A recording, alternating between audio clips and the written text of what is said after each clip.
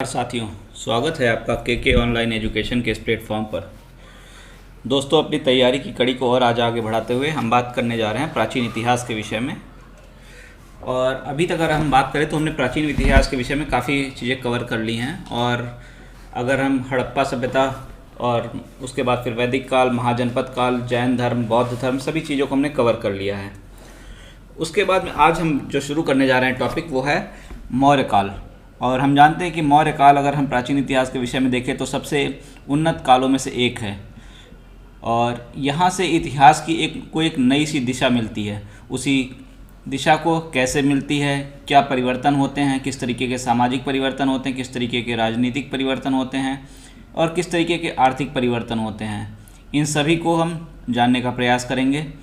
और आइए शुरू करते हैं अपना आज का टॉपिक हम, और जो है मौर्य काल।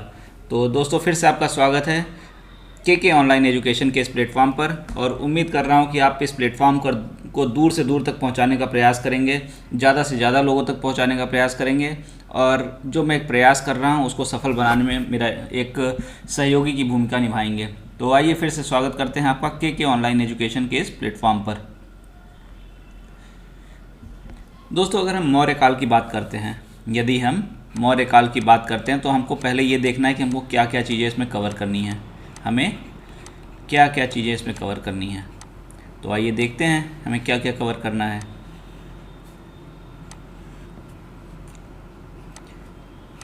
एक तो इसमें हमको देखना है कि स्रोत क्या क्या हैं, ठीक है, कहाँ कहाँ से हमको मौर्य काल के विषय में जानकारी प्राप्त होती है।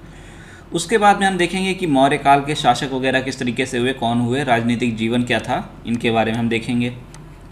राजनीतिक जीवन के विषय में हम देखेंगे। और राजनीतिक जीवन को पूरा करने के बाद हम बढ़ेंगे प्रशासनिक ढांचे की तरफ। और मौर्य काल का प्रशासनिक ढांचा काफ़ी इम्पॉर्टेंट है।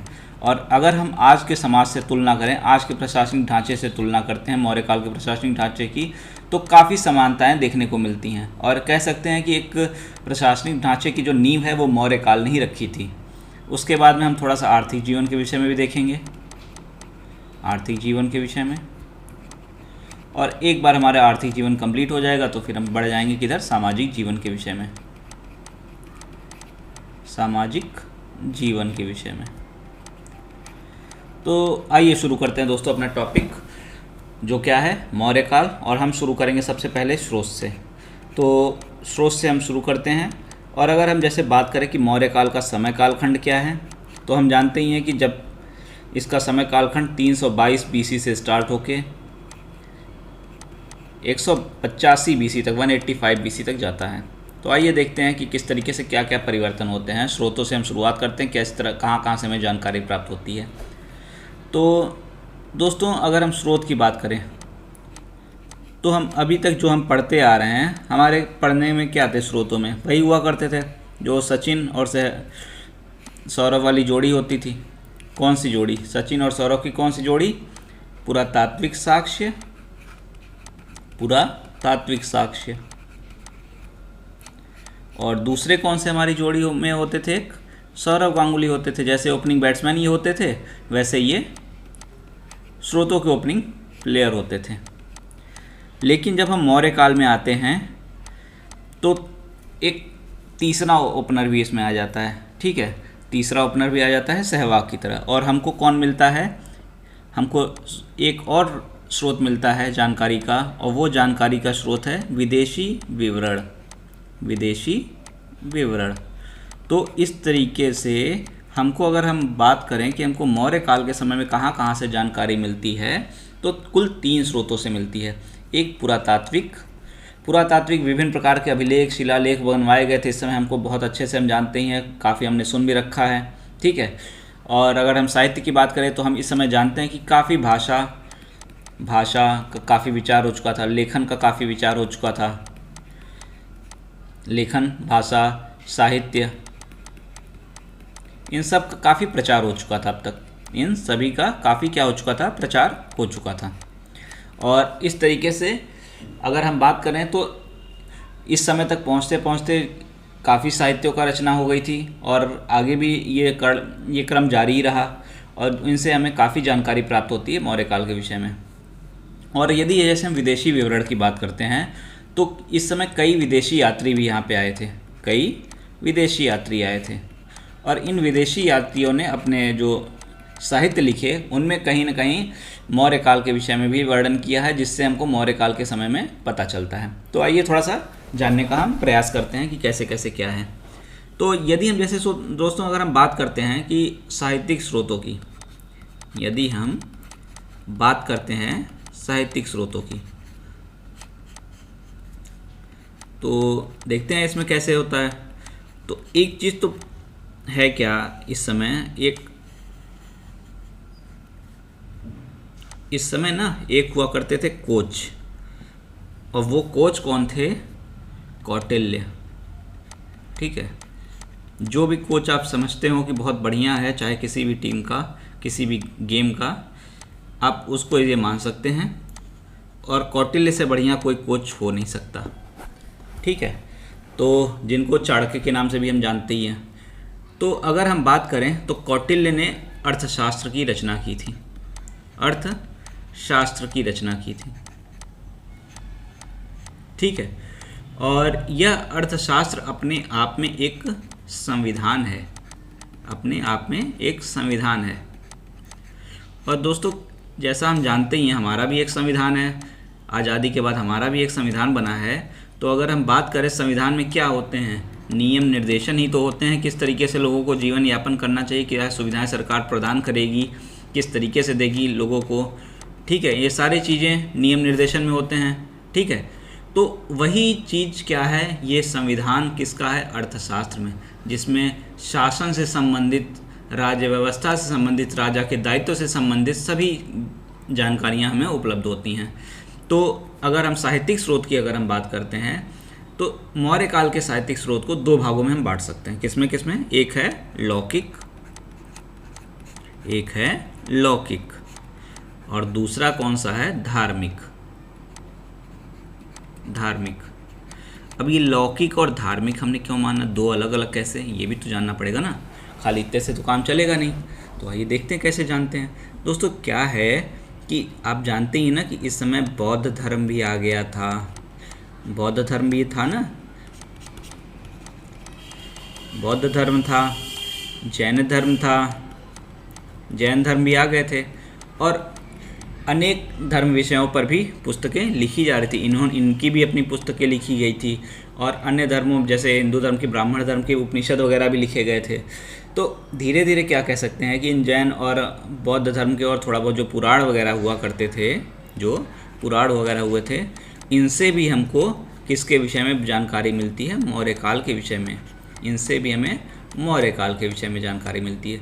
इसीलिए इसको धार्मिक एक जो साहित्य हैं उनको एक अलग कैटेगरी में रखा गया, और इसको जो अलग कैटेगरी में रखा गया उसका एक और रीज़न है, उसका एक और रीज़न है कि जो ये लौकिक हैं, जैसे लौकिक में आता है ये अर्थशास्त्र आता है, अर्थशास्त्र आता है, और दूसरा कौन सा आता है? मुद्रा राक्षस आता है, विशाख दत्त का, विशाख दत्त का मुद्रा राक्षस, विशाख दत्त का मुद्रा राक्षस।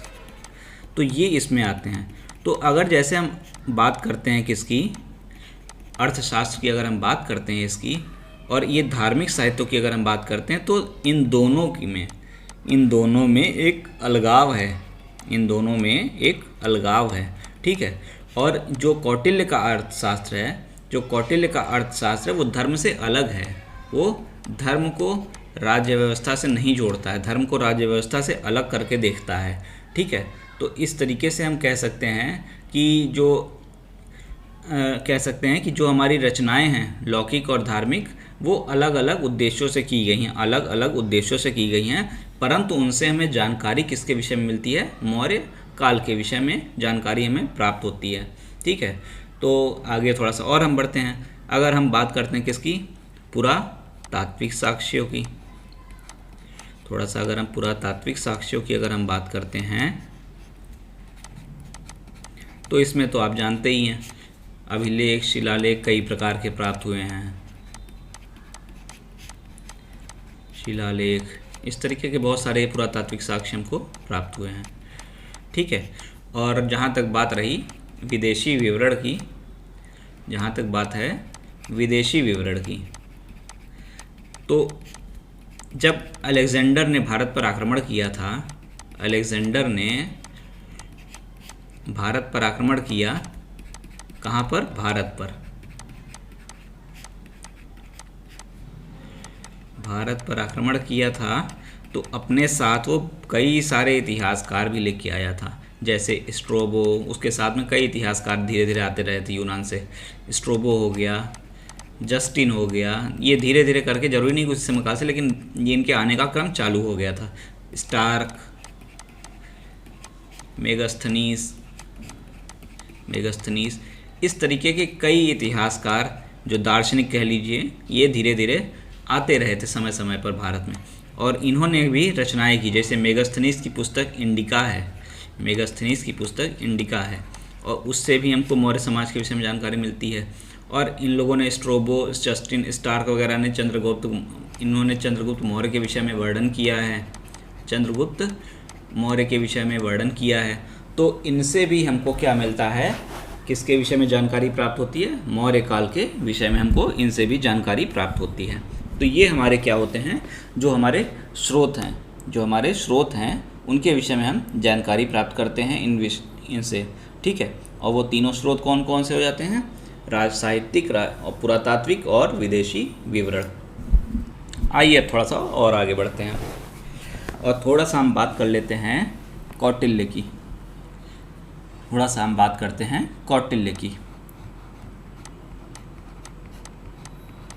ठीक है, चलिए कौटिल्य की थोड़ी सी बातें करते हैं। कौटिल्य ने जो अपनी अर्थशास्त्र लिखी है, इसमें इन्होंने 15 अधिकरण हैं। इसमें कितने हैं? 15 अधिकरण हैं और 180 प्रकरण हैं। 180 प्रकरण हैं।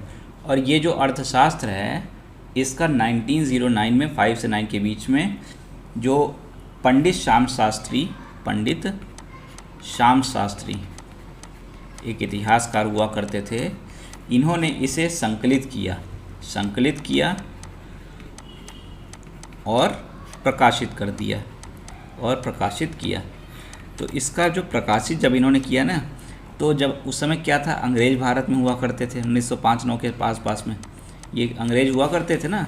और अंग्रेज क्या कहते थे कि भारतीयों की कोई राजनीतिक सोच नहीं है, कोई राजनीतिक सोच है ही नहीं, और ये केवल धर्म में लिप्त रहते हैं। जो धर्म है उसी में ये लिप्त रहते हैं और कुछ नहीं करते हैं, ठीक है। लेकिन जब कौटिल्य के अर्थशास्त्र के विषय में लोगों को पता चला, और इससे क्या हुआ कि उनको पता चला कि हमारा एक ऐसा इतिहास है जिसमें एक इतनी वृहत और कह सकते हैं लोकतांत्रिक, अप्रत्यक्ष रूप में लोकतांत्रिक व्यवस्था थी, और जो हमारी राजेशाही थी वो ऐसी शासन व्यवस्था देती थी जिसकी अब तक शायद कहीं प्रमाण नहीं मिलता, कहीं और के इतिहास में ऐसा प्रमाण नहीं मिलता है। तो इन सब ने, जो हमारे उसमें स्वतंत्रता संग्राम सेनानी हुए थे और जो हमारी जनता थी, उनके मस्तिष्क पर काफ़ी गहरा प्रभाव डाला था और एक आत्मसम्मान में वृद्धि वैसे ही की थी जैसे हड़प्पा के समय में, हड़प्पा और मोहनजोदाड़ो सब की खुदाई के बाद में सब जब पता चला था कि हमारा इतना प्राचीन इतिहास रहा है, इतना अच्छा इतिहास रहा है, उस समय जिस तरह से पता चला था, तो वैसा ही इस समय भी एक फील आया था। तो चलिए आगे बढ़ते हैं। खैर, तो इस तरीके से अगर हम बात करें राजनीति की, किसकी हम अब बात करते हैं, थोड़ी सी राजनीतिक जीवन की, ठीक है। अगर हम जैसे राजनीतिक जीवन की जब हम बात करते हैं, तो आप जानते ही हैं कि कौटिल्य मौर्य वंश से पहले एक नंद वंश का शासक हुआ करता था। नंद वंश का शासन था मगध पर, ठीक है। और वहाँ पर नंद वंश का शासक जो था वो काफ़ी क्या था, घनानंद शायद नाम था, वो काफ़ी क्या था, एक विलासशील विलासतापूर्ण जीवन व्यतीत करता था। और जो हमारे कौटिल्य थे, जो चाणक्य थे, वो एक तक्षशिला के आचार्य थे। कहाँ के? तक्षशिला के आचार्य थे। और वो क्या किए, वो एक बार इस शासक को समझाने के लिए गए कि भाई तुम्हारा ये सब काम नहीं है, ये सब चीज़ें छोड़ दो और एक लोगों की भलाई में, राज्य के जनता की भलाई के लिए काम करो। तो उसने क्या किया, इनको कहा भैया तुम चले जाओ चुपचाप और हमको ना समझाओ, हमको क्या करना है, हम राजा हैं, हम चाहे जो करेंगे। ठीक। और बड़ी बुरी तरह से कौटिल्य को भगा दिया उन्होंने। तो कौटिल्य ने कहा कि अच्छा भैया तुमको ज़्यादा हो विलासतापूर्ण जीवन जीने का शौक़ लगाया ना, मैं तुमको यहाँ से हटा के ही रहूँगा। और इन्होंने प्रतिज्ञा की, शपथ ली कि मैं इस नंद वंश का शासन समाप्त करके रहूँगा। और उन्होंने इस अपनी प्रतिज्ञा को उनको पूरा करने के लिए उनको एक बालक मिला, जिसको आप किस नाम से जानते हैं उस बालक को, चंद्रगुप्त मौर्य के विषय में। ठीक है। और चंद्रगुप्त मौर्य ने ही बाद में कौटिल्य के प्रभाव से, कौटिल्य की नीतियों से, कौटिल्य की प्रभाव से, जो भी कहना चाहें आप, कौटिल्य ने जिस तरीके से उनको ट्रेन किया, जिस तरह से उनको प्रशिक्षण किया, उसके आधार पर वो इतने निपुण हुए, इतने कुशल हुए कि उन्होंने नंद वंश का शासन समाप्त करके मौर्य वंश की स्थापना की। ठीक है। और अगर हम कौटिल्य के विचार की बात करते हैं तो कौटिल्य का विचार ये था, यदि हम कौटिल्य के विचार की बात करें तो कौटिल्य एक आदर्श राजतंत्र की बातें करते थे। किसकी बात करते थे? एक आदर्श राजतंत्र, वो राजतंत्र की तो बात भले करते थे, लेकिन उनका राजतंत्र आदर्श था और वो लोक कल्याणकारी प्रवृत्ति का था। और कौटिल्य का, चाणक्य का ये मानना था कि राजा का दायित्व है कि वो अपनी प्रजा का पूरा ध्यान रखे और उसके कल्याण के लिए, प्रजा के कल्याण के लिए सदैव तत्पर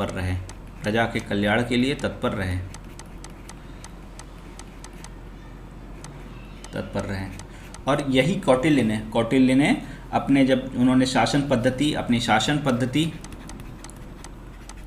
पद्धति विचारधारा में इसी को समाहित करने का प्रयास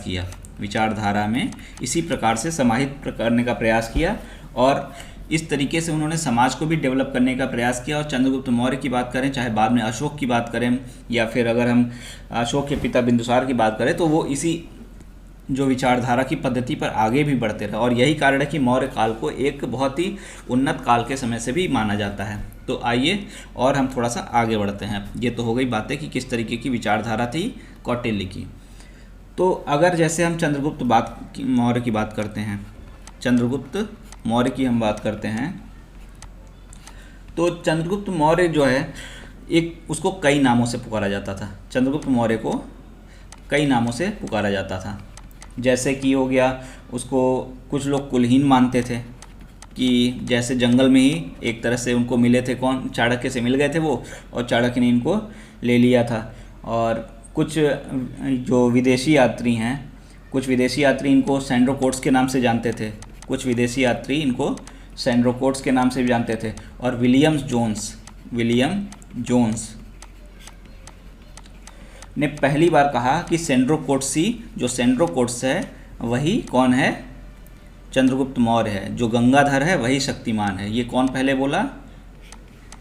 गंगाधर कौन हुआ? शक्तिमान है। और गंगाधर कौन है? सेंड्रोकोट्स है। और शक्तिमान कौन है? चंद्रगुप्त है। और ये बताने वाला कौन था? विलियम जोन्स था। विलियम जोन्स ने पहली बार बोला कि गंगाधर ही शक्तिमान है, सेंड्रोकोट्स ही चंद्रगुप्त है।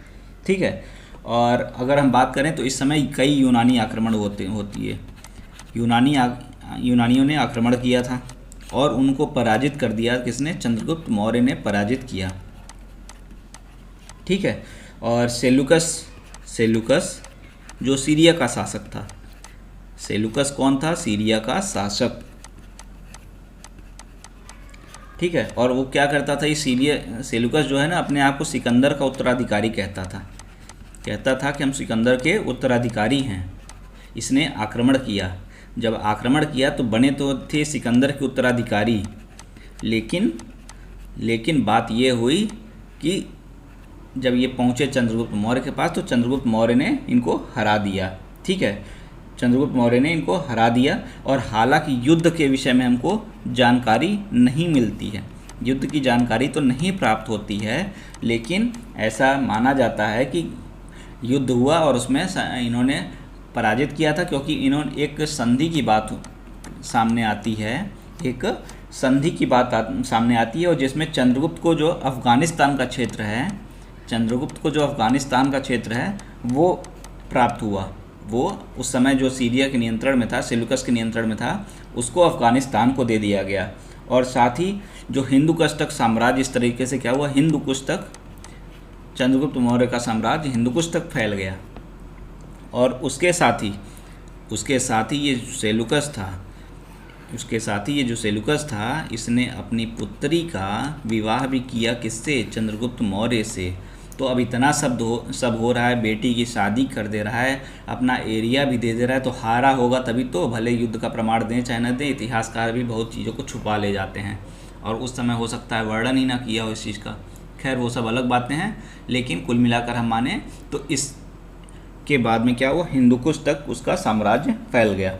ठीक है, इसके साथ ही एक विदेशी दार्शनिक, यूनानी दार्शनिक हुआ करता था, मेगस्थनीज। कौन हुआ करता था, मेगस्थनीज हुआ करता था। और ये जो मेगस्थनीज भाई साहब थे, ये ऐसे ही आ गए थे चंद्रगुप्त मौर्य के दरबार में और जाने का नाम नहीं लिए। उसके बाद में ये 16 साल तक उसके दरबार में रहे। हालांकि इनको और कहीं पाटलिपुत्र से आगे जाने की अनुमति नहीं मिली, कभी इनको जाने का मौका ही नहीं मिला, जो भी कह लीजिए। ये चंद्रगुप्त के दरबार में 16 सालों तक रहे। दरबार में कितने सालों तक रहे, 16 साल तक रहे। ठीक है, 16 साल रहे। और इन्होंने क्या किया, 16 साल रहने के दौरान इन्होंने एक पुस्तक की रचना की। इन्होंने एक पुस्तक की रचना की, कौन सी, इंडिका। ठीक है, और अगर हम बात करें ना इस इंडिका की, तो कभी इसकी मूल प्रति आज तक प्राप्त नहीं हो पाई। मूल प्रति जो है इसकी ना, वो आज तक प्राप्त ही नहीं हो पाई।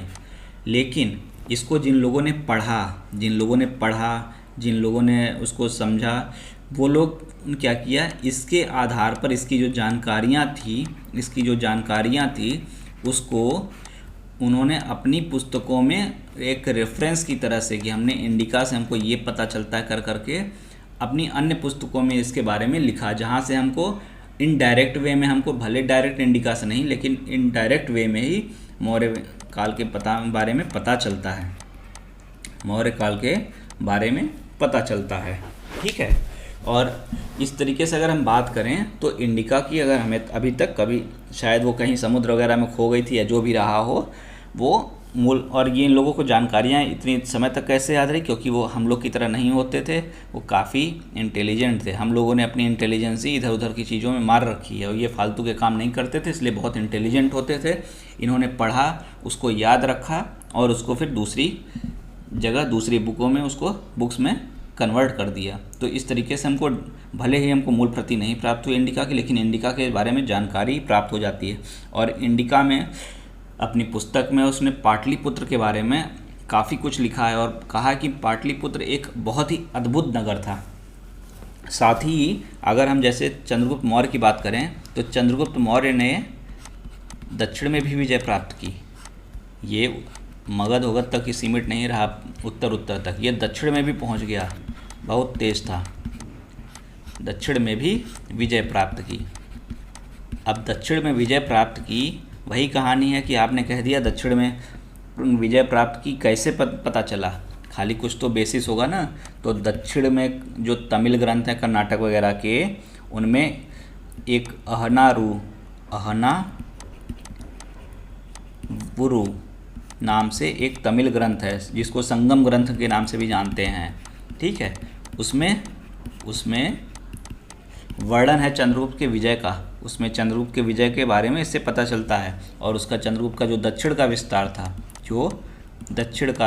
था, किसका विस्तार, दक्षिण का विस्तार चंद्रगुप्त मौर्य ने जो किया, उसके बारे में यहाँ से हमको पता चलता है।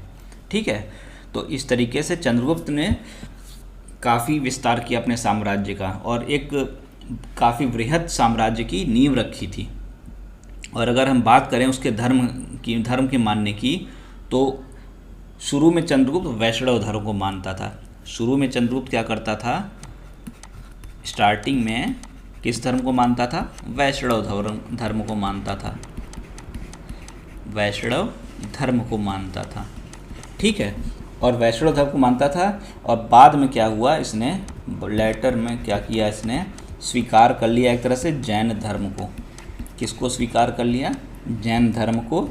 और अगर हम बात करें तो अपने जीवन काल के अंत में ये श्रवणबेगला में जाकर उसने वहाँ पे एक जो जैन धर्म का उपवास की पद्धति है संलेखना, उसी माध्यम से अपने प्राण भी त्याग दिए। ठीक है, तो ये सारी बातें किसके विषय में हो गई, हमारे चंद्रगुप्त मौर्य के विषय में। उसके बाद थोड़ा सा आते हैं बिंदुसार के विषय में। तो अगर हम बिंदुसार की बात अगर हम करते हैं तो बिंदुसार के साथ एक समस्या हुई कि बिंदुसार के विषय में बहुत ज़्यादा बातें नहीं होती हैं। इनके जो पापा और बेटे थे ना, वो इतने तेज़ निकल गए कि इन लोगों ने कहीं न कहीं बिंदुसार को बीच में दबा दिया और इनके बारे में बहुत ज़्यादा बातें नहीं हो पाती हैं। इनके बारे में बहुत ज़्यादा बातें नहीं हो पाती हैं। लेकिन फिर भी अगर हम बिंदुसार की बात करें तो इस समय कई विद्रोह वगैरह भी हुए थे, उसका इन्होंने दमन किया। क्या किया, दमन किया था। ठीक है, और इनके समय में जैसे जो तक्षशिला वगैरह में, तक्षशिला, उज्जैनी, इन जगहों पे, तक्षशिला, उज्जैनी, इन स्थानों पे हुआ था विद्रोह, जिसको इन्होंने अपने पुत्र के माध्यम से, अशोक जो इनके पुत्र थे, और बाकी इनके बारे में बड़ी कहानी, एक टीवी पे सीरियल आता था अशोका करके, उसमें बड़ी चीज़ें इनके बारे में दिखाई गई, आधी गलत आधी सही, लेकिन फिर भी काफ़ी फैक्ट हैं उसमें। अशोक के द्वारा इन्होंने क्या कराया गया, उसको दमन कराया। और इनके जो शासक, एक सीरिया के शासक हुआ करते थे, उनसे इनके संबंध थे। ठीक है, सीरिया के शासक से इनके संबंध थे। इन्होंने काफ़ी सामान और दार्शनिक वगैरह भी उनसे मंगाए थे, लेकिन उन्होंने दार्शनिक नहीं भेजा था इनके पास में। ठीक, और अगर हम बात करें इनके समय में, एक राजदूत जो डाइमेकस का नाम आता है सामने, राजदूत डाइमेकस आया था इनके समय में, इसका एक नाम आता है। और अगर इनके धर्म की बात करते तो इन्होंने ये आजीवक संप्रदाय को मानते थे, आजीवक धर्म को मानते थे। हमने देखा था कि 3 हमारे नास्तिक संप्रदाय हुए जन्म हुए थे ना, एक आजीवक था, एक जैन था, एक बौद्ध था, तो ये आजीवक को मानने वाले हुआ करते थे। ठीक है, और इनका एक नाम अमित्र घात के नाम से भी जाना जाता है। किस नाम से भी जाना जाता है, अमित्र घात।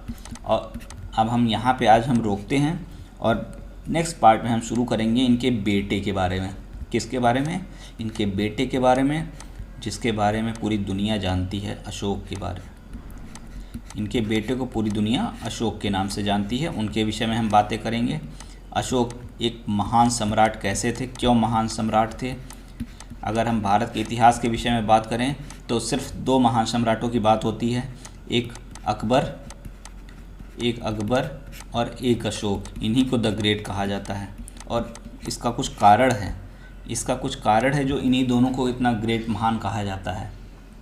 वही इन्हीं कारणों को हम देखेंगे अपने नेक्स्ट पार्ट में। और इसी तरीके से इस चैनल को बढ़ाते रहिए, लोगों तक पहुंचाते रहिए, मेरे कॉन्फिडेंस को भी बढ़ाते रहिए। और उम्मीद करता हूं आज की क्लास आपको पसंद आई होगी। लाइक करिए, सब्सक्राइब करिए और आगे बढ़ाते रहिए। धन्यवाद।